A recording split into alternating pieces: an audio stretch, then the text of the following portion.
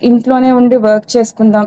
Like ఇంట్లోనే పాపని చూసుకుంటాను అనుకోని టైమ్‌లో నేను సెర్చ్ చేశాను ఆన్‌లైన్‌లో. హ్మ్. ఆన్‌లైన్‌లో సెర్చ్ చేసినప్పుడు మనకు తెలిసిందే కదా! మేము ఆన్‌లైన్‌లో ఏది నమ్మాలో, ఏది నమ్మకూడదో అవును. తెలీదు.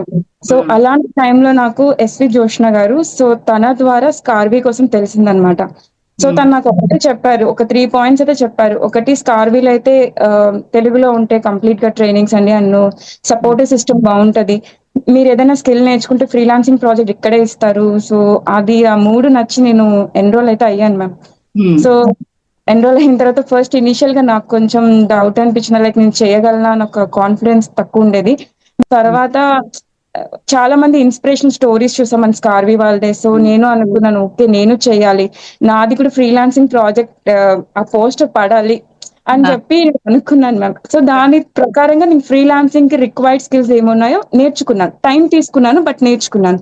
సో, హ్మ్. నేర్చుకొని ఇంప్లిమెంట్ చేశాను. మీరు నాకు ప్రాజెక్ట్ అసైన్ చేయడం, నాకు స్కార్వీ నుంచి రావడం అది చాలా పెద్ద achievement ma'am. Thank you for that. And ఇంకోటేంటంటే ఫస్ట్ ఇనీషియల్‌గా హస్బెండ్ నాకంత సపోర్ట్ చేయలేదు మ్యామ్.